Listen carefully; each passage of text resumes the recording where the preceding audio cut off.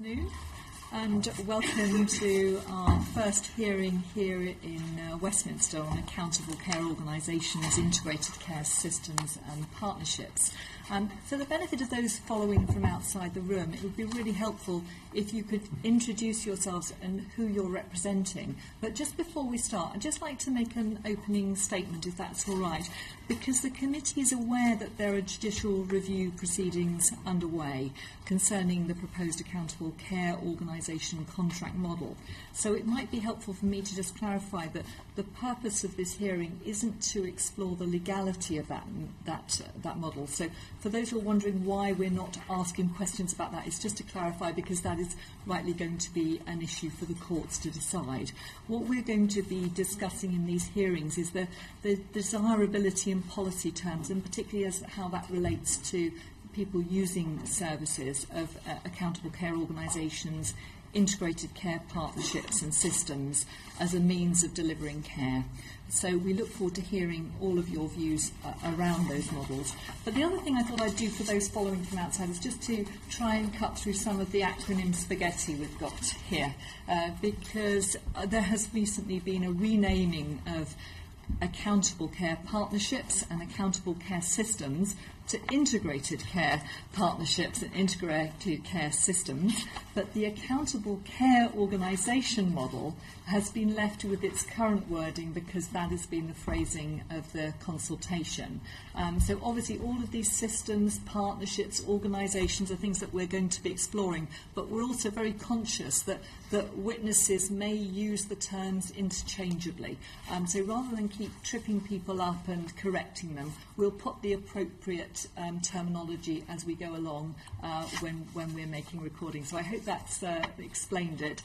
And so perhaps if we could start with yourself, Dr. Graham Winyard, and actually explaining who you are and who you're representing here today. I'm just representing myself, although I am one of the claimants in the judicial review. I worked in the NHS and the Department of Health for my entire professional career, and that included 6 years as the medical director of the NHS in England in the 1990s. Thank you.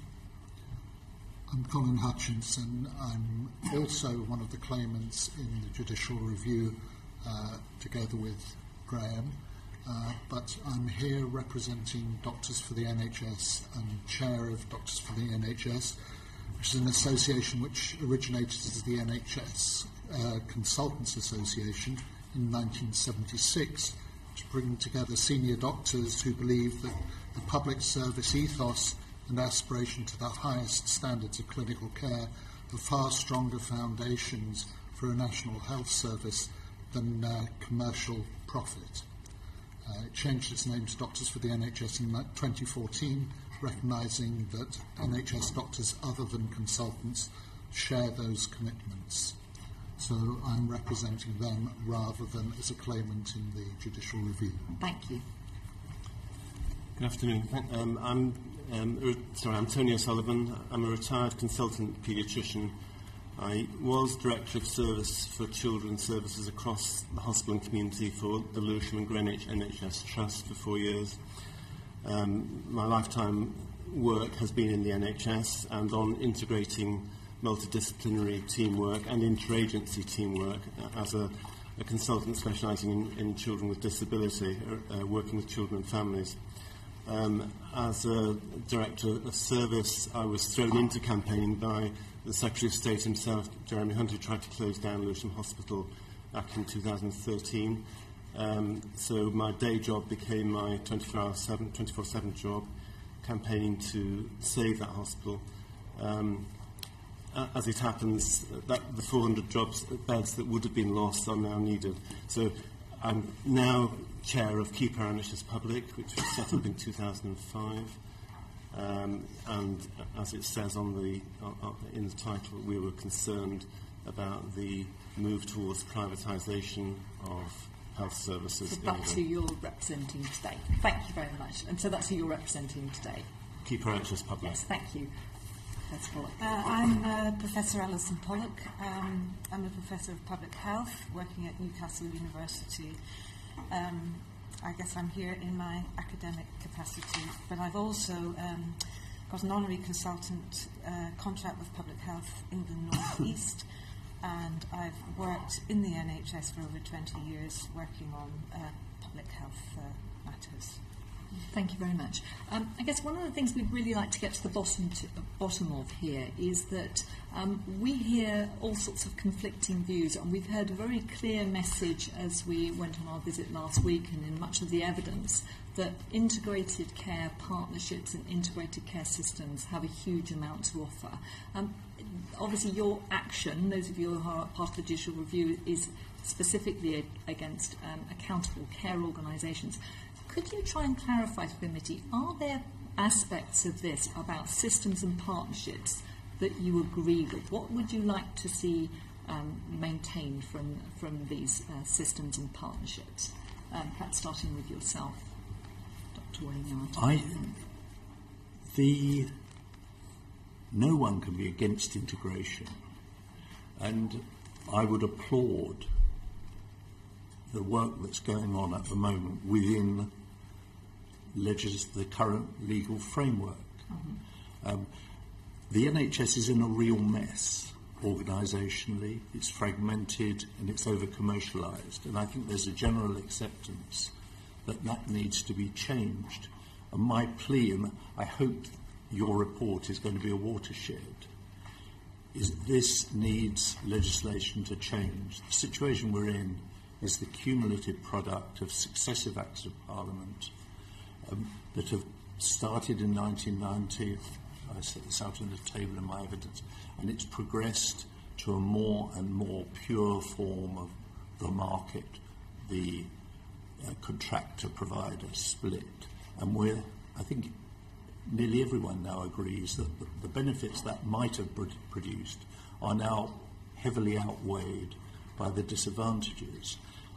The ACO is an attempted workaround to tackle some very real problems. I think it's dangerous. That's why I'm one of the people that have brought the challenge. But the problems are very real, and I just make a plea. It needs you, Parliament, to change the legislation and get us out of this tangle. Would you accept the view, though, that primary legislation is very difficult, particularly in a hung parliament, and therefore that if the system, the health system itself, sees this integrated working, this integrated care partnerships and integrated care systems as a workaround of actually trying to address some of the problems that you've highlighted, Dr. Winyard, do you think that's something that you would like to see be able to continue? Well, I'd accept it's difficult, but it can't be impossible, surely, for an organisation that's as important to this as the public, important to the public as the NHS is. One can't say it's in a mess and we can't do anything about it. The thing that is particularly dangerous about ACOs as a workaround is that they will be established, as you know, by commercial contracts that will be there for 10 or 15 years.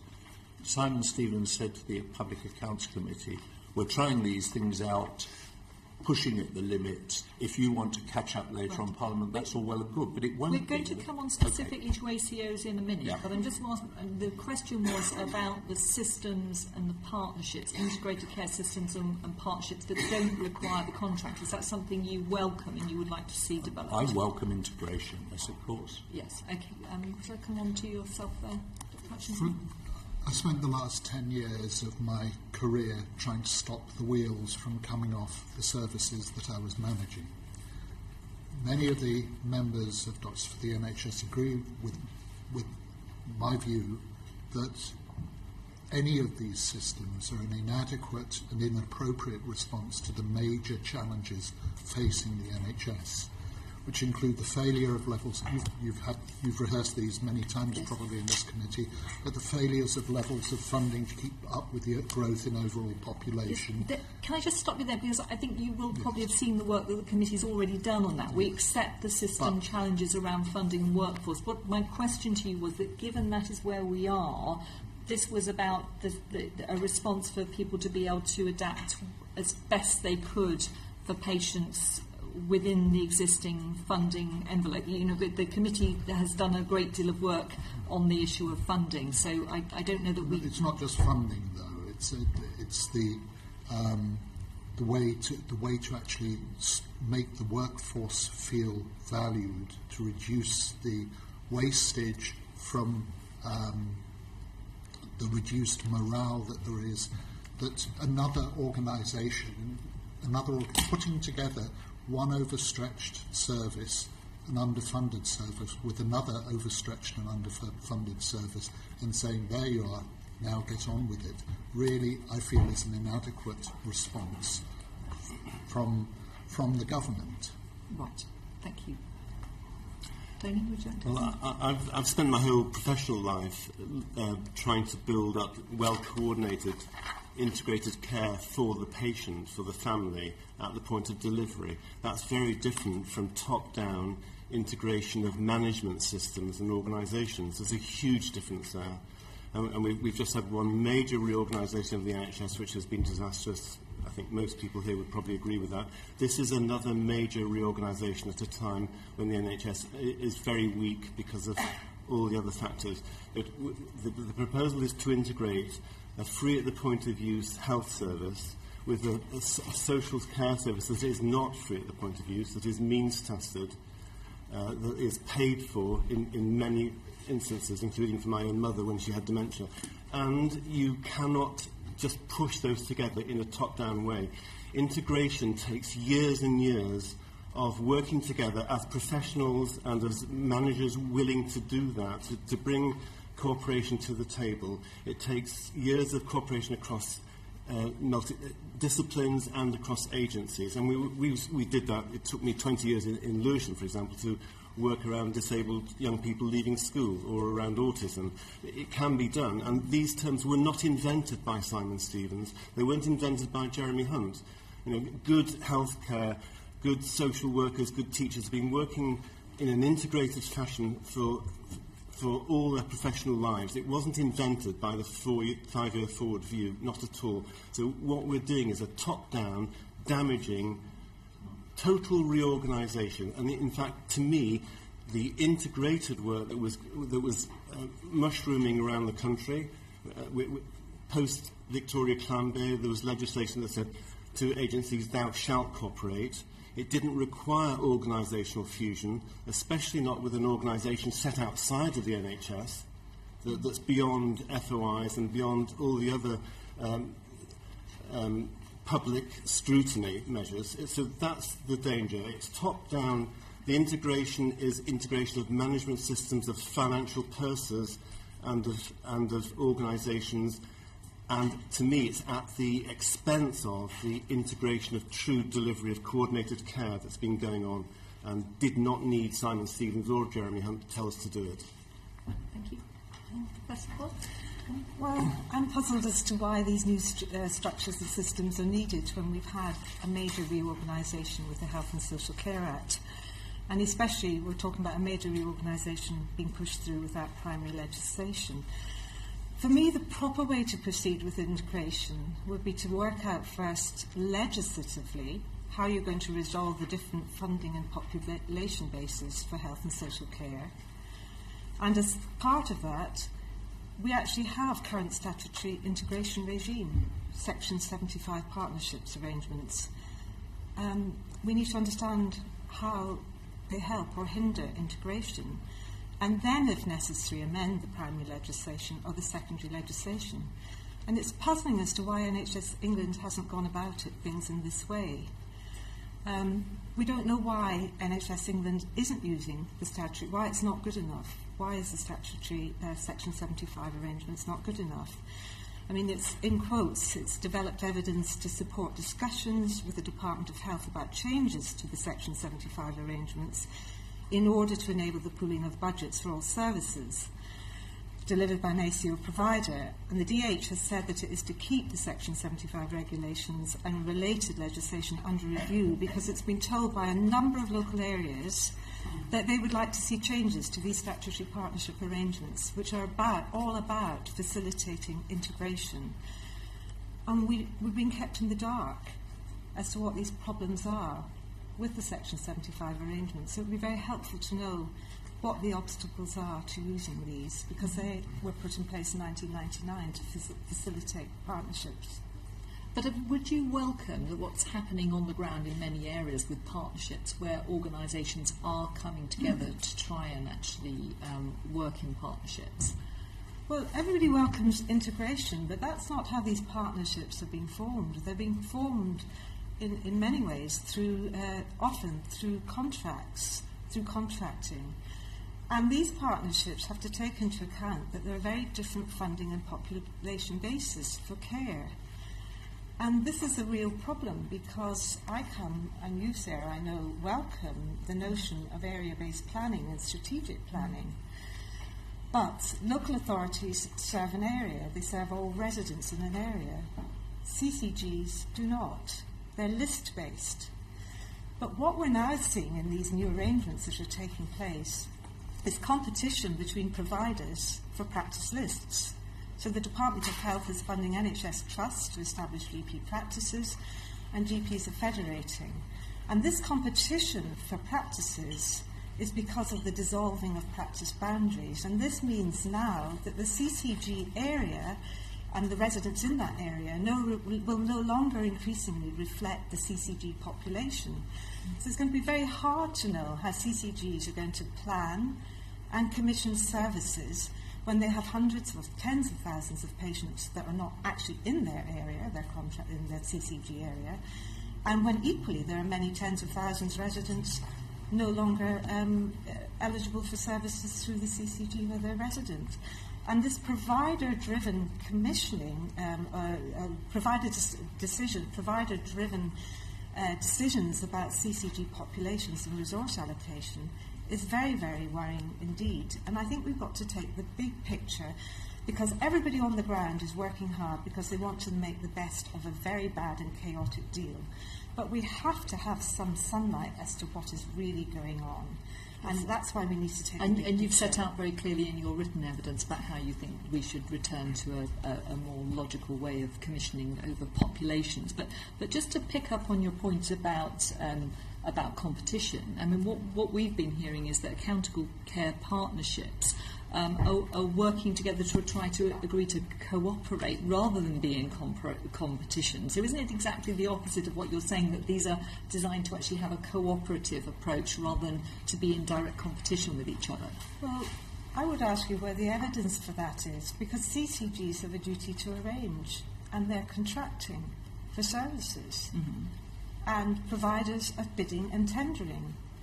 As you know, Virgin has £1 billion, and these are being challenged. Now we see CCGs going to court to challenge some of the decisions that are being made. But so the partnership, the integrated care partnerships, that is partly what they're trying to do, to actually do the opposite of what you say. I mean, that's what we're being told, is that they want to try and row back from the endless contracting rounds and competition to genuinely be providing in a more logical way over a whole population. So the question is, how can they do that legally when the Health and Social Care Act 2012 has actually completed the commissioner-provider split?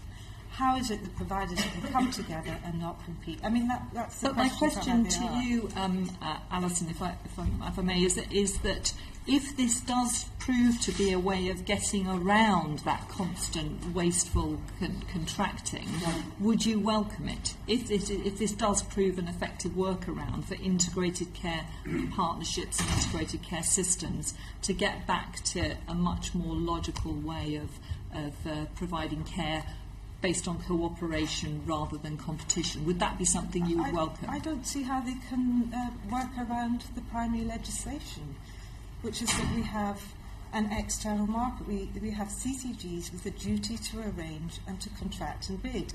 So if you're talking about simply bundling up services and awarding giant contracts, which is what the plan is for ACOs, where you're ordering billions of pounds of contracts for 10 to 15 years, then you've got real issues about how the commissioning is going to work, how the public accountability is going to work, but you're still doing it through a giant contract. No, I understand that that's your concern, but if it does prove to be a mechanism that they can actually cooperate more than compete, is that something you would welcome? I do not see how providers can cooperate rather than compete. But that wasn't my question. That's not my question together. With respect. I was saying Well, that if it proves to be that they can, is that something, that principle of trying to work cooperatively, something you would welcome?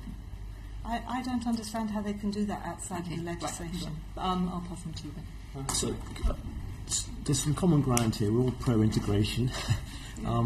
We all think the Lansley Bill was an absolute disaster.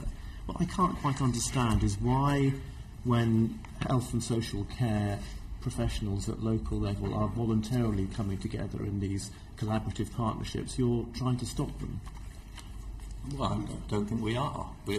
Certainly the judicial review is about stopping a very specific, semi-permanent way of doing that.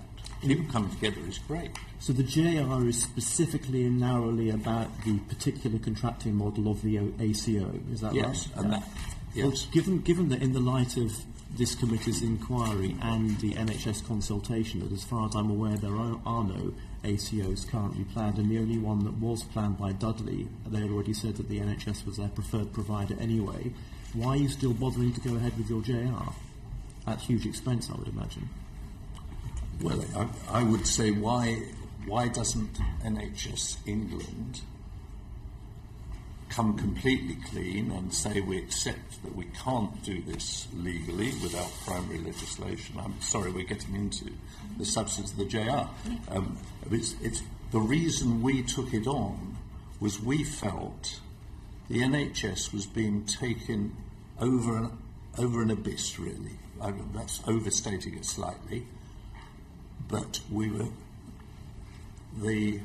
huge range, most decisions about health and social care were being passed to some new entity that could be a special purpose vehicle, it's something used for money laundering, whose accountability, in spite of it being called accountable, is completely opaque.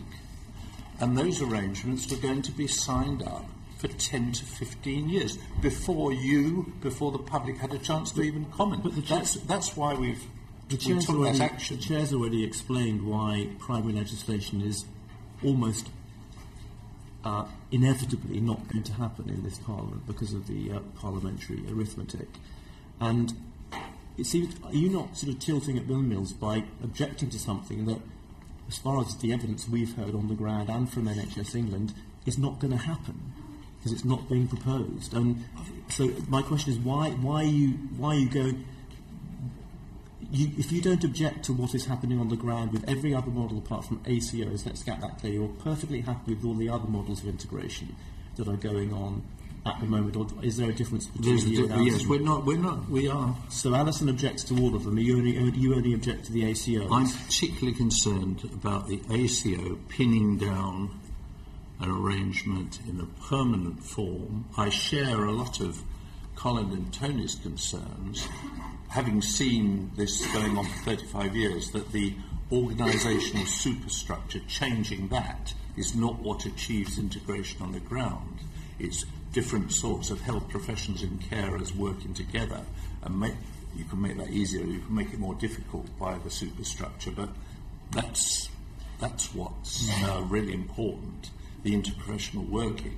And it does irritate to be implied that this is suddenly a new thing just discovered recently that needs magic acronyms to make it Allyson, work. how do you respond to the advocates of these various models of integration, like Chris Ham, the very respected representative from the King's Fund, and even people we've met on the ground as part of this inquiry, who do see this as a way of working around the disastrous Lansley Act and enabling them to collaborate in the way that I think everybody here seems to want to see happen? Well, everything follows from the law. So is Chris Ham proposing, and others proposing, that they act unlawfully? They just do what they think is convenient because for them they think it's the way forward. I mean, surely the law is very, very important, and that everything should follow the law. Well, indeed, we put that to, I think, some lawyers on our recent visit who said they had received legal advice that the voluntary agreements that they're coming into, not a legal fusion that one of you referred to, but the voluntary agreements to cooperate that they are entering into, they believe are perfectly lawful. So are you happy with those sorts of voluntary agreements of integration? If providers want to work together, there's nothing to stop them from working together. But the this issue is providers and commissioners contracting. working together. Well, I do not see how the commissioners can do that. I mean, that would be very interesting to see that legal advice, and I hope you will publish it.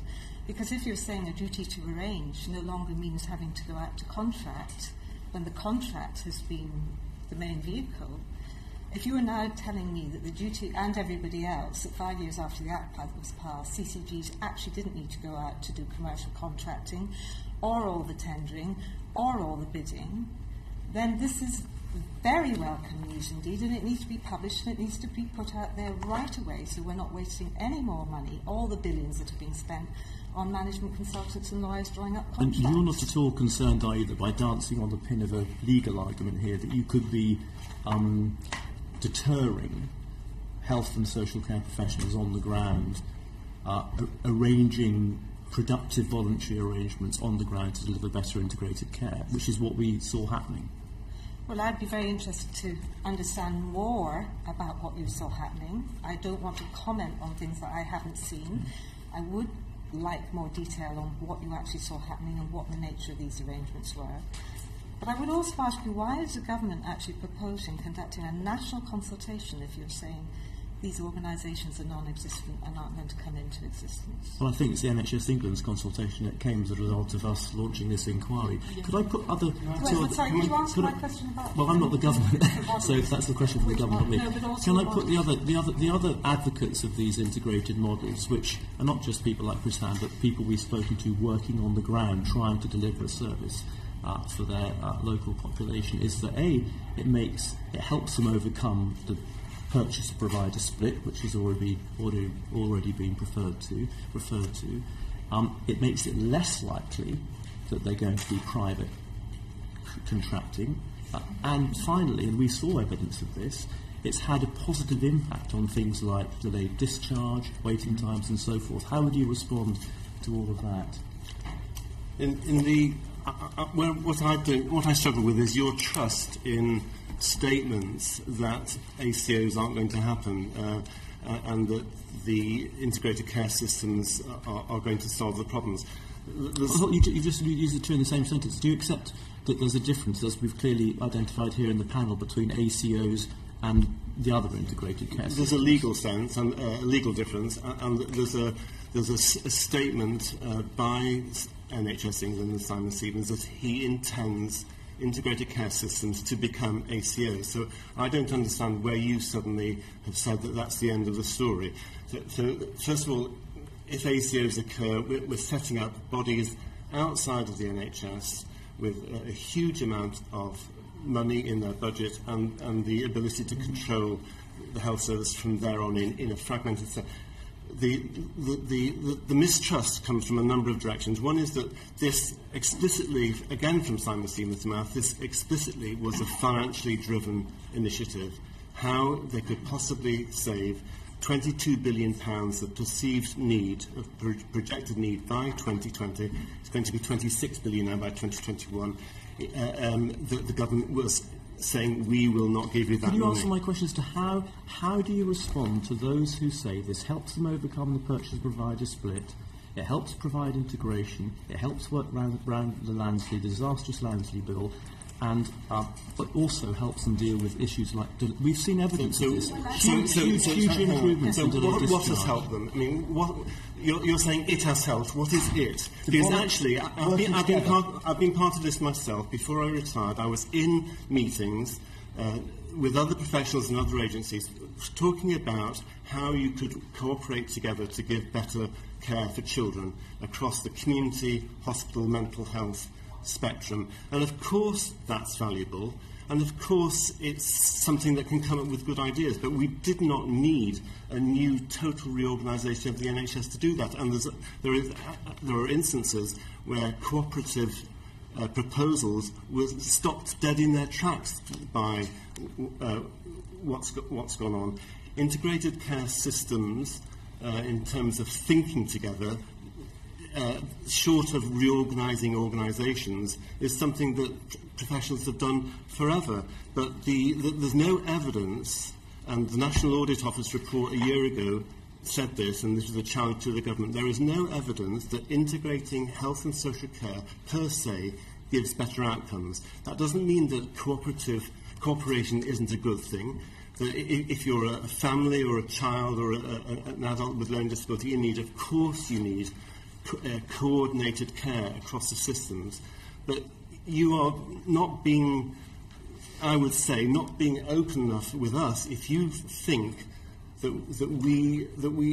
ACOs are just off the agenda all of a sudden, and that reorganising organisations into new bundles with contracts is off the agenda. If it's off the agenda, then we can go back to a public health service, completely public clinical set of health services, and we don't need to worry about privatisation. We seem to be jumping about all over the place between different sort of systems. I was asking you a simple question, which is how you respond to the advocates of voluntary, collaborative working together at local level, which we have seen have delivered real results for their patients. I'm not jumping about. I'm giving you. I'm saying that your question was a little bit disingenuous because of course cooperation is good and it can give good results, but the context at the moment is a desert of funding and a dearth of evidence that community-based care, for example, which is the vehicle for success, is going to be possible without investment in it.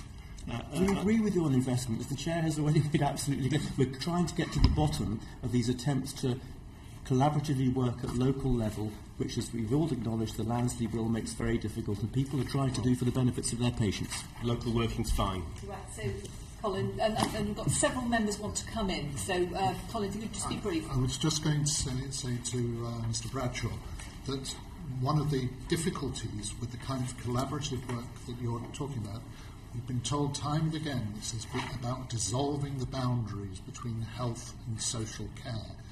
But at my local authority, the Health and Wellbeing Board, the medical side of the collaborative agrees that there are situations where the definition of what is classified as health care and what is classified as social care could become very important, such as the use of intermediate care beds, including the Care B&B type of model that's been suggested.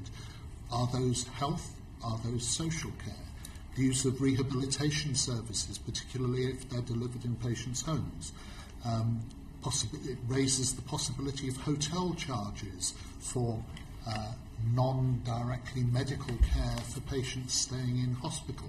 If you're dissolving those boundaries, it does need to be defined, otherwise people will end up with unexpected bills at the end of their treatment. So it requires an awful lot more definition, and it can't be left to every single area to make up its own rules. Right, I've got several members who want to come in, Johnny, Rosie and Andrew. Just quickly to you, Dr. Huthcinson, you said that it's not about money, it's about making our staff feel like they're valued. How is that, what can the government do more in that respect? Do you not think that one of the reasons they're not getting valued is because there is a persistent degradation around the conversations around the NHS? No, I think the problem is we all know what good care looks like, and if we find that barriers are being put in our way of delivering that care to our patients on a daily basis, so it becomes like wading through treacle, that's what demoralises people. You know what you should be doing, and the system stops you from doing it because we have insufficient staff, we have insufficient hospital beds, all the resource issues that we've talked about. I mean, my wife's a community matron, district nurse. We have half the number of district nurses now that we had at the beginning of the century, and yet we're saying we can look after far more seriously ill people in their own homes. I mean, that's something that we have just completed an inquiry into the nursing workforce. So this isn't, we're not suggesting this is an alternative to dealing with some of the other key issues around funding and workforce. What we're trying to establish is, given where we are, is this a mechanism for working together? The models won't produce a single extra district nurse to do that work. Okay, so my point is, in Plymouth they've already pulled their health and social care funding, and it is beginning to deliver real sort of benefits in delayed transfers of care and things like that. And yet, the impression I get, is that we're kind of, as Ben has said, and I'm only asking because you can really kind of answer the question, is that this sort of group here is kind of pushing in the other direction against that. And it's hard to understand your sort of evidence base that makes you want to do that.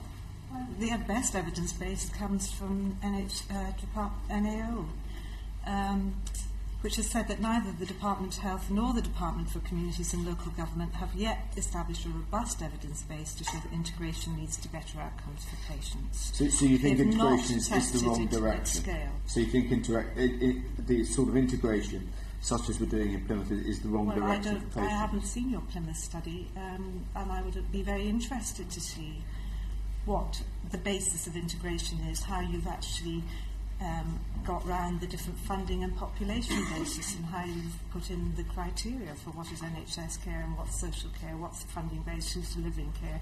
I haven't seen any of that, and I haven't seen any of the evidence to support that. So you're talking about something none of us on this panel can comment on. No, but I think Mr. Bradshaw was alluding to the fact that there are a number of local authorities that have done this and seen better outcomes. Well, bring them forward. If the NAO has said there's no compelling evidence of better outcomes, but bring them forward. We look forward to seeing them. Rosie and Andrew wanted to come in, so Rosie wanted to make a point. I don't think there's anybody who doesn't want to see better care for patients. Working together, integration, all of that view. But, for example, in my area, the CCG chose to go out to procurement, gave a contract, took it from a hospital and gave it to Virgin under the guise of being forced to do this.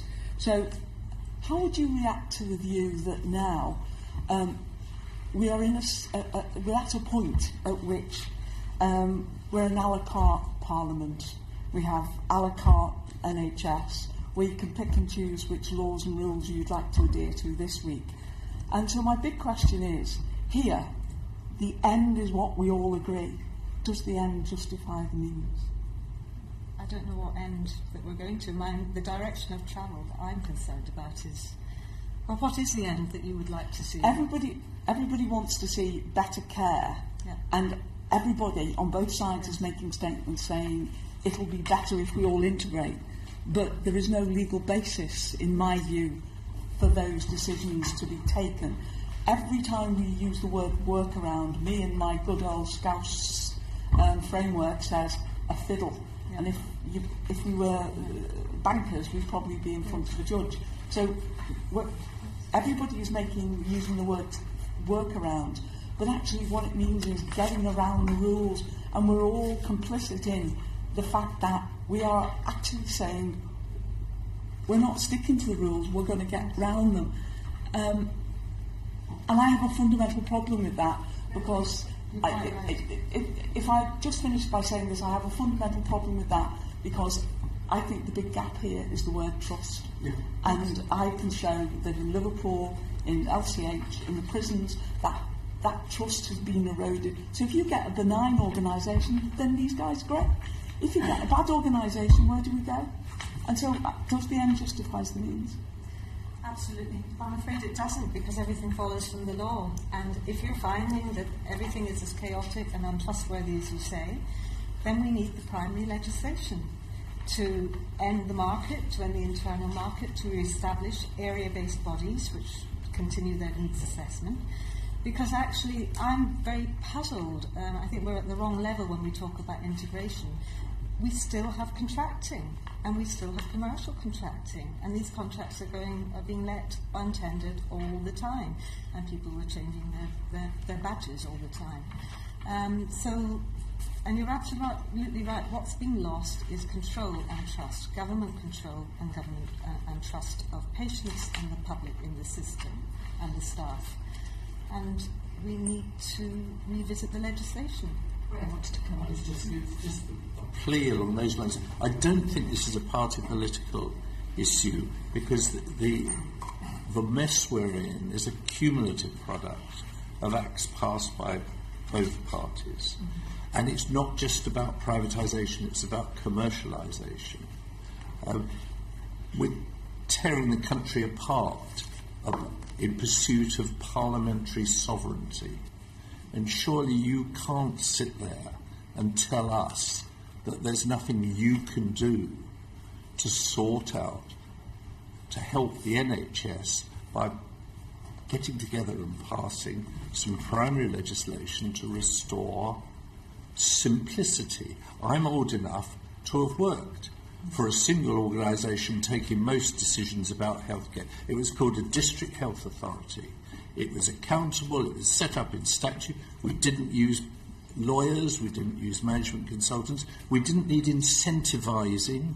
Why did people need incentivising to do the job? Just to try and get to briefer answers, that to get through. So your view is that we need primary legislation? Yes. That's please. Okay, thank you. Andrew wants to come in. Really a little bit of a counterpoint from our visit last week to South Yorkshire and Nottinghamshire. I mean, we had a very clear message that things move at the speed of trust, and many senior people across the NHS were saying, please don't tie us down in legislation at the moment. But the issue I really want to draw your attention to is what we saw in the example of the primary care home. I don't know if you're aware of Larwood House in Worksop. It's an organisation I suggest you get to know. But there we saw the most amazing degree of collaboration in a surgery where every patient was dealt with their needs that day, where you had pharmacists, you had district nurses, you had paramedics working alongside an excellent GP team, really achieving superlative outcomes as part of the sort of the foundation plank, if you like, of the SDPs. Now that was happening without contracts, okay, and it was happening on the basis of collaboration, goodwill, and positive outcomes, and a happy and contented workforce. So, I mean, just really a counterpoint to you. The evidence we've seen on the ground is this is starting to happen without a legal basis because it makes sense. It was driven forward by a visionary GP, but, you know, this was part of the STP. The senior STP leaders were there, and it's their foundation block. So, actually, I'm encouraged by what I saw on the ground of really good cooperative care happening without law. I'm interested in your response to that. And you have every right to be, and you should be, and that's great. The point I would make, having been on the other side, is if you're in the Department of Health and you want to go in a particular direction, you find enthusiasts, you sign them up to your project, you say they're pilots, and then you take people to see them, and you say, look, there's all this great stuff going on under the flag of whatever we've invented. But the great stuff would probably be going on anyway, because across the NHS there are natural leaders who achieve good things, and the centre is very good at finding them and badging them appropriately. But this was part great. of the local sustainability and transformation plan as the head of it in that area, accompanied us. But it doesn't. Surgery. That doesn't. As I think you said, it's the GP that it could have been. Doing it. It could have been at any time in the last 20 years before SDPs. Well, because I too have been involved in great cooperations between social care, education, mental health, GPs, and so on. And it didn't require these things. So when you're saying those things are happening without any formal changes, that's great. So why are you? Why is there an indecision not to do it? Is an initiative from the top to try and break down silos and get decent place-based integrated care, and it's almost as if they had permission and support to do this with great local leadership. Well, it didn't need permission. legally they did not need permission. The nub of what we're trying to get to is that, yes, I accept that these things have always happened in places around the country. There's great examples of good working practice, but the problem for the NHS is that that's often not rolled out and experience isn't shared. And do you see that there's anything in integrated care partnerships and systems that could help to roll out best practice and share this kind of good working, or do you not see it has any role in that? The willingness of organisations to work together, and that going right down to individual professionals, has always been there. There's a public service ethos which makes that happen because people want to do it, whether you're a GP or a physiotherapist or a social worker. And a set of discussions have started to take place, but I think it is disingenuous to deny the fact that these things have been put in place because of the top-down plan to go on a journey which includes, I'm afraid, which we haven't really discussed, includes the assumption of a growing degree of privatisation to an end form of ACOs, which actually are independent bodies outside of the NHS, so you've fragmented the NHS. And the degree of cooperation, this is a separate point, but the degree of cooperation with local authorities is extraordinarily variable. And a lot of the time Simon Stevens is claiming local authority buy-in when actually there has not been any political buy-in from councillors. They have not been involved, and you've got actually full-time, almost civil servants taking part in a process that's deemed to this must happen. So I think there's a deep mistrust because for the last since 2010 and beyond, there's been a slow drift that's escalating towards privatisation, and the privatisation of management organisations is actually explicit down there in the model contract. So I think it needs a lot more than Mr. Bradshaw saying it's not going to happen for me to believe it's not going to happen. Right. Okay. I wasn't saying it's not going to happen. I was just saying. Well, thank you. So we're right to be worried. We don't. Well, you were talking about what it's not clear from the panel is whether you oppose all sorts of integration, whether you do want primary legislation, whether you don't want primary legislation, whether you just oppose those ACOs for the reasons that one or two of you have outlined. Well, I hope we've made that clear. I mean, an example, child protection, childhood disability, adult learning disability, adult mental health, all of those require coordinated care. Perhaps coordinated care is a better term, because when integration is in the title, you're talking about integrated care organisations or systems. I think the point is that there's a sort of conflation of as we've heard, you've got the judicial review going on into accountable care organisations, but then apart from that, you've got systems and partnerships.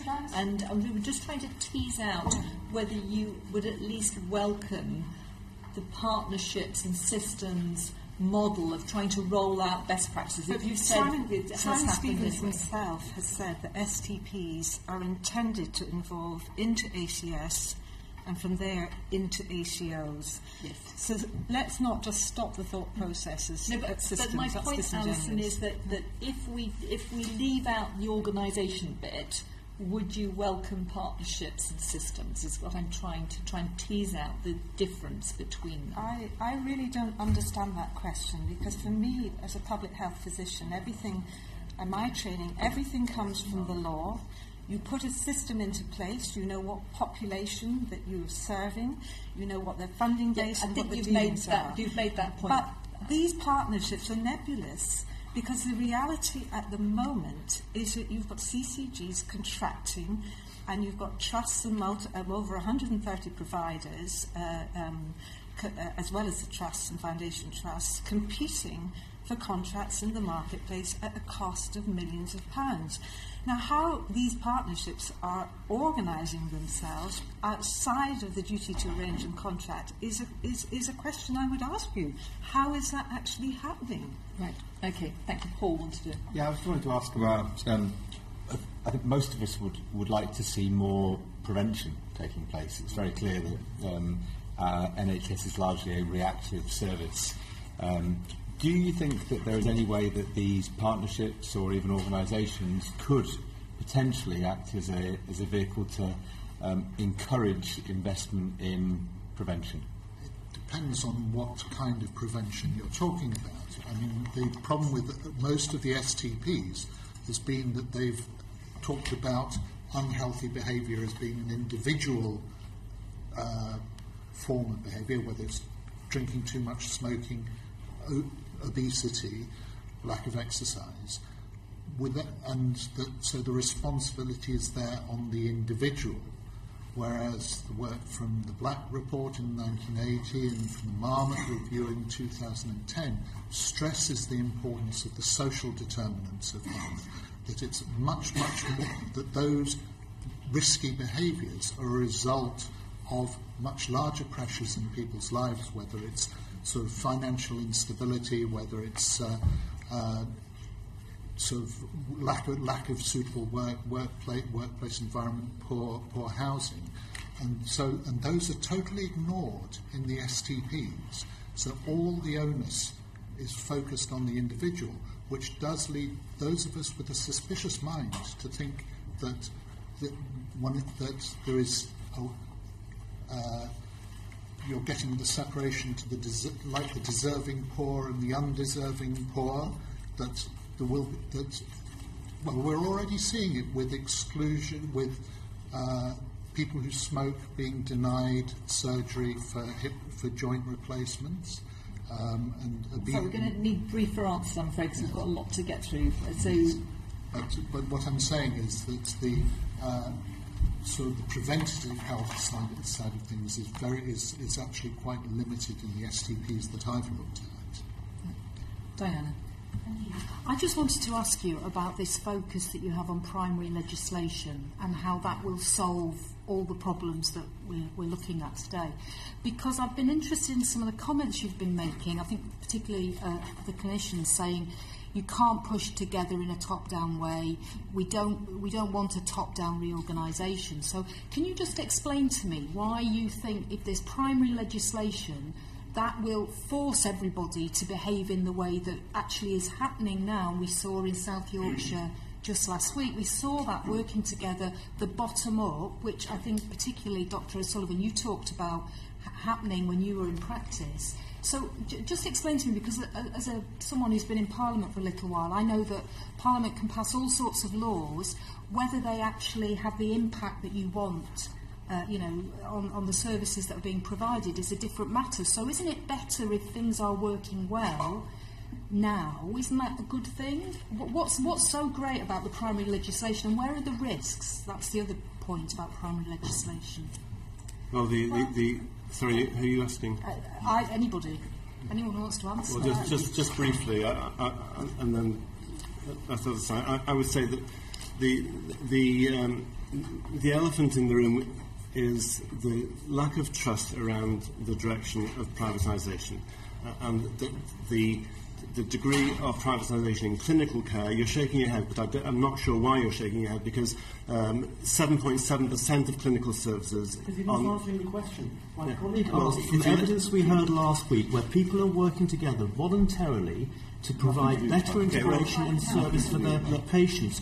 Why you want to put primary legislation on top of it? But they were saying that actually it's better without primary legislation because it's building trust and they're working cooperatively together. You want to impose the system on them. That's the question my colleague asked, and you're just not answering it. Well, I would say the one thing I'm talking about is that primary legislation actually puts down in law that the NHS... however it's cooperating with social care or other agencies, will not be put out to tender in chunks of 44 or 50 bite-sized chunks. That primary legislation I would welcome. I think it's a false binary, this. I think it's perfectly possible to have legislation that allows for proposals to be worked out on the ground. And indeed Scotland did it over health and social care. They passed an act of Parliament, and they now have health and social, and it was worked out at bottom up from the ground. Indeed, the bill that we drafted, Peter Roderick, who's behind me on the NHS bill, does exactly that.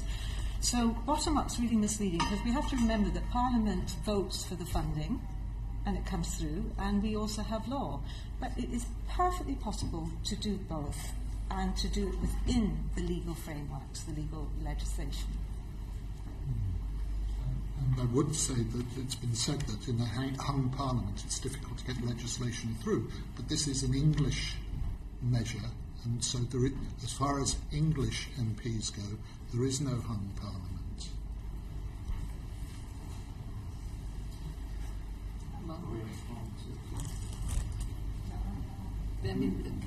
The point is that when I say we're not here to answer questions, we're here to ask you questions. But the reality is that it is very difficult to get primary legislation through, is the point we're making. But also the question was whether it's necessarily desirable to have primary legislation. Are there risks? I guess was the benefits of clarity. Yeah. You can't push for primary legislation. No one else can, and I really hope. Yeah. So we were asking. We've heard a clear view from Dr. Winyard that he thinks primary legislation would be sensible. Yes. But we're asking you. The question is, do you see there could be risks? I guess would be summarised. Well, I would. It would depend on which primary legislation.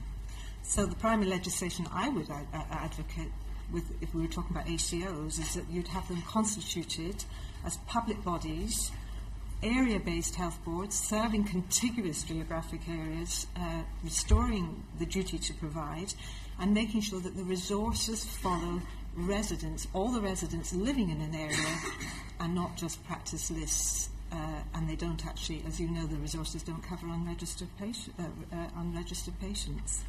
And that you would have planning as well. That's what I would say. That's the point that you've made. Did you have any other questions? No, it's okay. No. My understanding of what you're saying is that we need primary legislation to protect the kind of things that we've seen, because what we largely saw was a group of NHS organisations working together. If we had gone to a different part of the country where there had already been significant fragmentation, we may have seen it may have been difficult, more difficult for those kind of things to happen because people would have been serving different masters. And I think what you're saying is that the primary legislation would just put some legislation would put some boundaries around this and it would be enabling legislation rather than legislation that stopped things from happening. Right. And stop contracting, and it would allow integration, and it would allow needs assessment and service delivery. And just building on that, it doesn't have to be legislation that says you will all do this now, but it would say to the places that in the current lexicon are ready to become ACOs, it would say, here you are, what you can do is set up a health and care authority. There's the template, public body, this is the accountability, and they, I suspect, would say, yes, please, and we wouldn't have to do any of this contracting now either. It's just huge potential benefits. Yes, now I know that we've got Rosie is next, and then I'll come to you, Martin. Rosie. Oh, right. In that case, we've moved on a bit. So, in terms of what action do you think government and national bodies could take to allay your concerns about the accountability of organisations holding an ACO contract? And you've partially answered this question, really, so far. And to what extent do you think the worries about ACOs are short-term worries and not impactful over time? I suppose the difference almost between them and me, because the end result of improved patient care is really where we all want to go. Integrate, however we get to good care is great. So how do you think those concerns could be allayed? Well, in the immediate, I think above all we need primary legislation, and we need to reinstate the NHS using something along outside our bill. And in the immediate short term, I think we should stop CCG mergers, STPs, get real advice on the duty to arrange and contracting, as you are doing, and really take a long, hard look at what's actually happening, because I think the provider-driven I think there are now really very major problems emerging as a result of the commercial contracting, with increasing atomisation of care and the atomisation of patient risks as well, individual risks. And now what we will see if ACOs come to pass, and Simon Stevens has said he intends STPs to evolve into ACSs and then into ACOs, is that more and more of the risks and costs of care will be shunted to providers and to patients. And our real concern is what also happens to commissioning functions. Can I ask you how you see an area, how that real accountability will be able to be seen if you're the man in the street? How would he see that accountability? Well, for a start, most people in Scotland, for example, understand direct service accountability. They have health boards, they've abolished the internal market, and they've reintegrated everything. It's a much, much simpler, straightforward system with no commercial contracting. Here we have now GP providers and trusts competing for patients for practice lists, which are the currency, and patients don't even realise that if they change practice and move out of their own CCG area, the whole budget is moving with them, and that can destabilise not only their own access to care in their local area, but everybody else's as well. So patients do not realise what's actually happening in England. They're very worried and they're very alarmed, and public accountability is diminishing, if not removed completely, judging by the number of judicial reviews that are going on up and down the country and in every area of the country. And that is a direct result of having lost direct public accountability and community health councils. Do you see any increase in... How do you think that the private sector is going to react to this? Well, if I were the private sector, I would be packing up my bags. I had sense. Do you think they will challenge some of the decisions? Which decisions were you talking Sorry, about? do you think the private sector will challenge the decisions, the workarounds, the...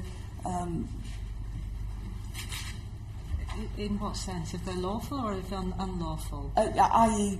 limiting their business and being able to operate under the current law? Well, we've already seen it very recently, have we not? That in Surrey, where the 6 CCGs decided to give a children's contract back to NHS and Social Enterprise Alliance, and Virgin Care challenged that, and they were given a buy-off of £2 million to avoid going to court. So the answer is they clearly will challenge every step of the way, and that is their legal entitlement at the moment. Such is the law.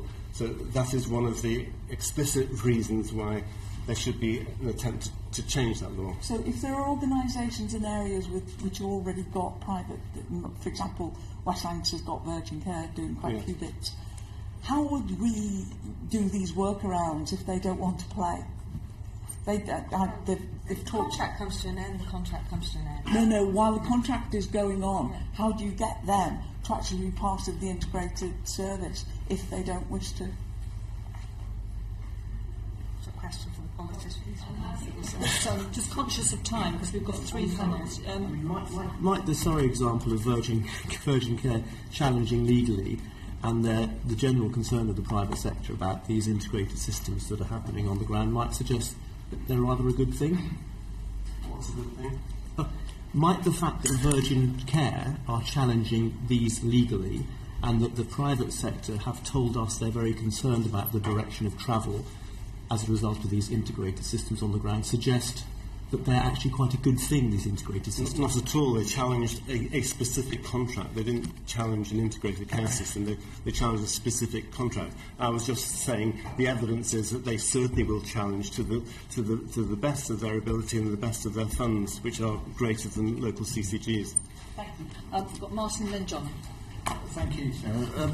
My comment, this is more of a comment than a question, really, because this is my first meeting of this committee, so I've not had the benefit of the previous exchanges with witnesses or the visits that my colleagues have been on. And after less than 2 hours on the committee, I'm already in despair, because we are, we're so hung up about structures and so on. And to me, privatisation, for example, means what happened with, I don't know, British Telecom or something.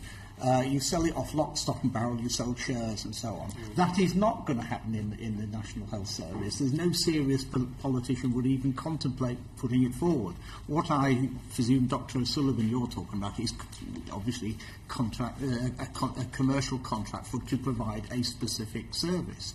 And to me, if that specific service can be provided still free at the point of need to the patient and more efficiently, then that's got to be an advantage. Outcomes is what we should be looking at.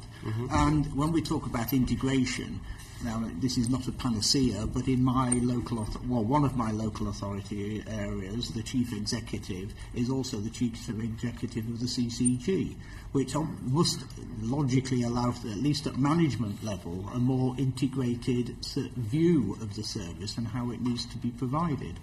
And my plea would be to the partner of my, first of all, if Dr. O'Sullivan could actually confirm that his version of privatisation is as I perceive, and whether he thinks that, or indeed any of the panel members think that the joint operations of local authorities and CCGs will actually help deliver the health and social care agenda. Thank you. It isn't my definition of privatisation, it's the World Health Organisation's definition of privatisation, which includes selling off lock, stock and barrel. It also includes outsourcing, and it also includes control of the finances and the infrastructure of a public service. So those are going into the private sector. So, for example, Carillion running the soft services for a PFI, that is privatisation. PFI of actual buildings is privatisation.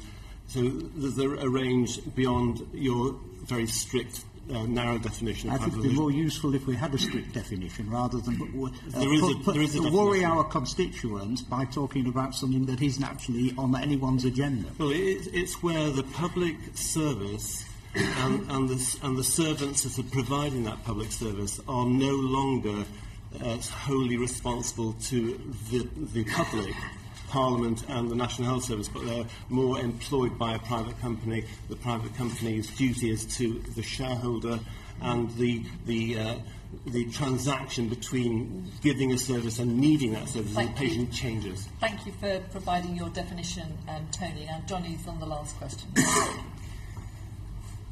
What are the grounds that you've got to support claims that the NHS is being privatised and Americanised? 7.7% of CCG budgets are now private contracts. PFI payments... Sorry, 7.7%. The whole budget is out with private contracts. That's not privatisation, as we've just discussed, is it? Well, as we've just discussed, it is by World Health Organisation. Let me just make it clear that to your average person on the street who would probably be watching this with their head in their hands thinking this is why we have so many problems with the NHS, they would not consider that to be privatisation. And they would also say that if you've got a better standard of care and the outcomes for our constituents who pay for this health service by outsourcing that care to private companies, if it was 7.7%, they wouldn't have a problem with it. So perhaps I can come back here for both your questions. I would really be interested to know of any country in the world that delivers a universal healthcare service through market and through private healthcare, because there isn't one, and the WHO has already made I'm so sorry, but the way these committees work best is that we ask the questions and then we get the answers. Well, there's so opportunities. There's opportunities for you to speak on other platforms, but there's been a number of questions that hasn't been answered here. And what I've asked for is evidence of the Americanisation or the privatisation, as your average person in the street would understand it, of the NHS. So it's a direction of travel. There's plenty of the direction of travel, I accept the direction of travel, but the privatisation is not there. Okay, so you've answered my question. There is no evidence. Thanks very much. Right, what could the government and arm's length bodies do? What could the government and arm's length bodies do to ensure that ACOs, if ACO is going to come down the line and the evidence is there that this is going to provide a better outcome for patients, which is the only driving thing for people like me who don't know or profess to know the ins and outs of the NHS, but ultimately we are driven by outcomes for patients. So if they are going to happen, how are you going to make sure that what could the government do to allay your fears that these were not going to be a vehicle for privatisation?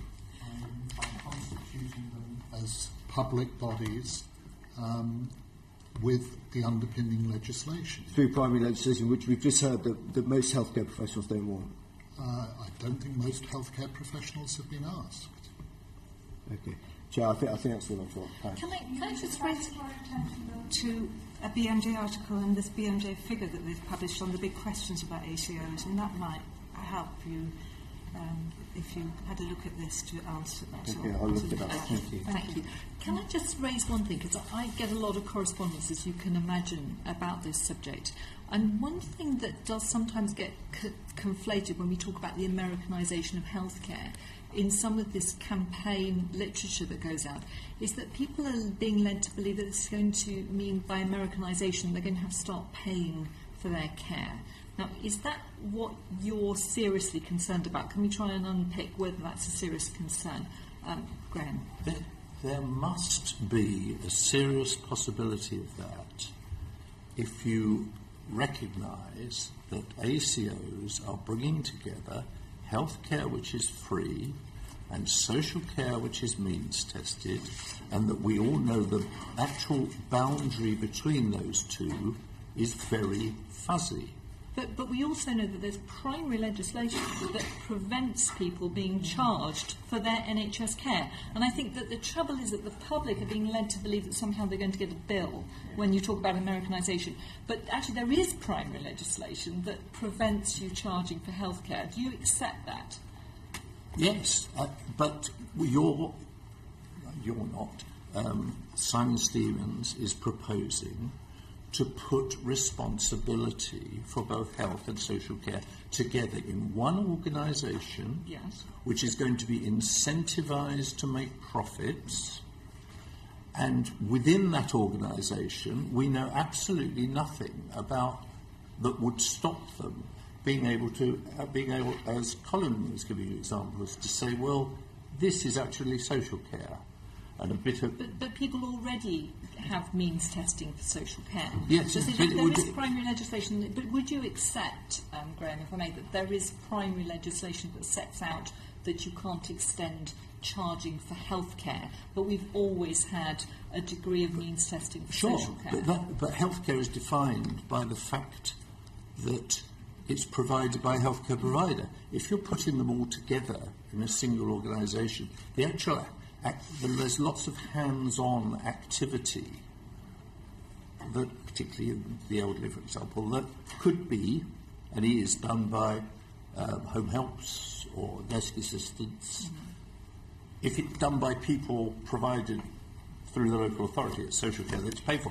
If it's done by people provided by the health authority, it's not. But these are being brought together in this one organisation. Examples of people, for example, from frailty units who are being discharged and their social care is being provided and paid for by the NHS. So do you not think we might be losing an opportunity to do just the reverse, where you pool a budget, where you can see that, for example, we heard that the longer somebody stays in an inpatient hospital, the more expensive their care package is. So the frailty unit that we visited was actually pooling the budget so that they could see benefits primarily for the patient, of course, but it was saving money for both systems. Do you not worry that we could end up missing some of these potential benefits?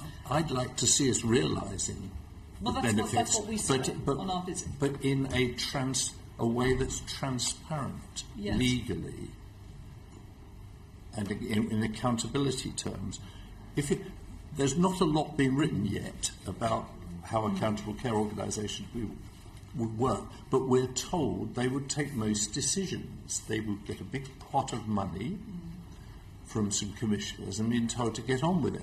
They would have within them both the regimes to charge for social care and to provide healthcare free. But what exactly goes on for an individual patient?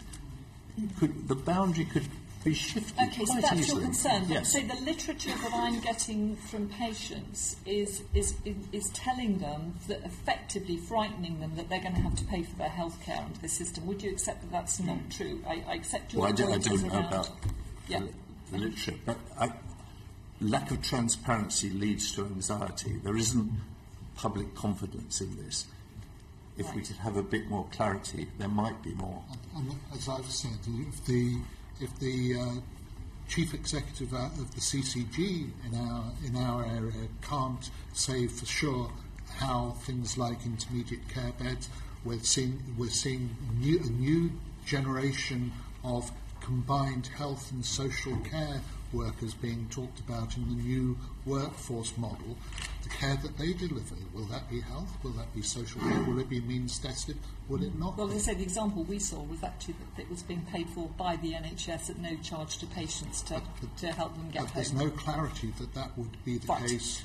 Okay, now I think we probably, because we could continue this for a long time. Services can fall out of the NHS, and I will send you the paper we've written on it, but it's under the authorisation under the Foundation Trust licences for commissioner requested services. And we can see there are possibilities for services to fall away from the NHS. Right. Okay, well, perhaps you could send me some more detail on that. I'm sorry we could have gone on a lot longer, but we have 3 panels, so I'm very grateful to all of you for coming this afternoon. Thank you.